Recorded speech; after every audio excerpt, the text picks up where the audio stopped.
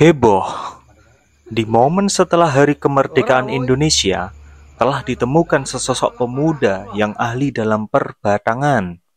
Seorang ahli tersebut bernama Sodom. Pemuda tersebut lahir di Desa Pesing, Kecamatan Silep, Kabupaten Bau. Kemungkinan insya Allah ya, kalau saya setuju. Itu kalau saya setuju. Ya. Kalau saya tidak setuju ya nggak jadi. Kan menurut ilmu perbatangan, hewan yang kulitnya tipis itu, batang itu baunya itu nggak terlalu menyengat. Tapi kalau yang kulitnya tebal, itu baunya Masya Allah. Sampai ke ubun-ubun bos ya.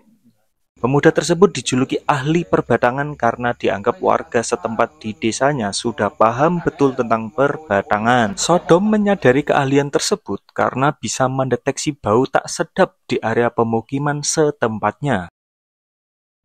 Batang yang paling kecing menurut calon menteri ya ini ya. Menurut saya itu seseorang. Tak hanya satu pemuda, melainkan Sodom memiliki kerabat yang memiliki keahlian sama dalam hal perbatangan. Pemuda tersebut bernama Tusbol.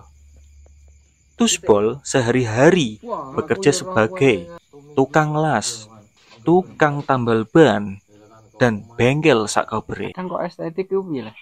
Batang kok estetik, batang ya batang pedo iki sing estetik. Batang paling kecing iku batang urang. Ya batang batang urang kuwi. Soalnya apa? Dadi terasi. Keahlian mereka berdua sempat viral karena waktu itu Bapak Kades Pesing mengangkat mereka di bidang Menteri Perbatangan guna mengusut tuntas tentang batang yang beredar saat itu, hingga membuat masyarakat geram karena keadaan tersebut bikin mencekam. Saya selaku kepala desa di sini sangat bangga dengan dua pemuda tersebut yang kita alhamdulillahnya bisa kita angkat menjadi ASN, yang yaitu menjadi Menteri Perbatangan. Saya harap dengan kedatangan dua pemuda tersebut bisa melahirkan generasi-generasi tentang perbatangan. Saya harap Bapak Presiden atau Bapak MPR atau DPR RI, saya harap untuk bisa membukakan sekolah atau universitas yang membahas ataupun yang ada prodi tentang ilmu perbatangan. Saya sangat bravo dengan penemuan ini. Saya bangga dengan desa saya bangga dengan pemuda ini.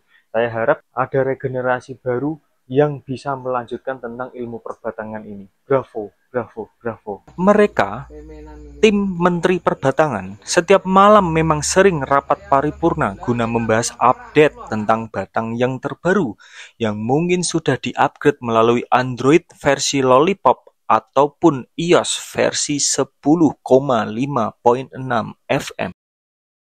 Loh, saya tuh bangga sekali, Pak, memiliki dua teman yang bisa paham tentang batang. Dia tuh paham banget dengan bau-bau yang tidak enak. Makanya kalau di sini, di tempat saya sendiri kok sampai bau seperti itu, ya mereka lah yang saya panggil, Pak.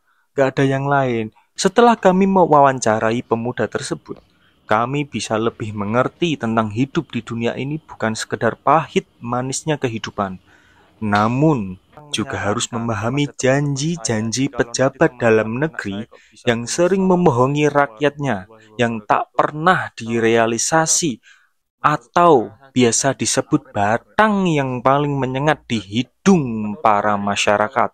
Anjay, kelas banget berita yang kami sampaikan. Saya menyarankan kepada teman-teman saya, jikalau nanti teman-teman anak saya kok bisa punya anak, itu harus bisa mengikuti jejak teman saya tadi.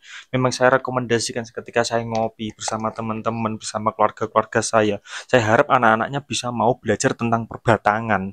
Harapan dari adiknya ialah ada generasi yang bisa melanjutkan ilmu tentang perbatangan, atau agar ahlinya ahli, intinya inti, batangnya batang, core of the core, bisa melanjutkan tentang ilmu perbatangan. Saya selaku adiknya sangat bangga dengan kakak saya karena kakak saya bisa diangkat sebagai Menteri Perbatangan. Dan saya harap di kemudian ada generasi selanjutnya yang dapat melanjutkan sebagai Menteri Perbatangan. Kami akan mengabarkan berita selanjutnya, berita-berita tidak penting lainnya, Follow kami dan sampai jumpa.